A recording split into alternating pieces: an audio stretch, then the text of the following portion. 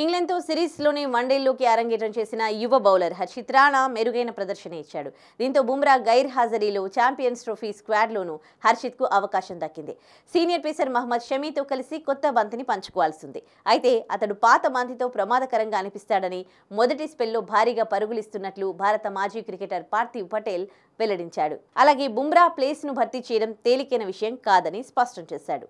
కొత్త బంతితో హర్షిత్ బాగా పరుగులిస్తున్నాడు. ఓపెనింగ్ స్పెల్లో కాస్త భిన్నమైన బౌలర్గా కనిపిస్తున్నాడు. అతడు స్వింగ్ బౌలర్ కాదు, పిచ్పై బలంగా బంతిని విసిరే బౌలర్.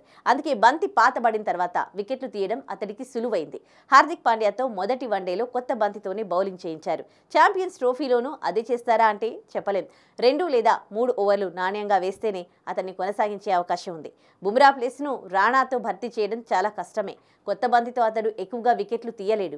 అయితే ఈ విభాగంలో కాస్త మెరుగైతే మాత్రం ఛాంపియన్స్ ట్రోఫీలో హర్షిత్ను ఎదుర్కోవడం ప్రత్యర్థులకు కష్టమే అని పార్థివ్ తెలిపాడు.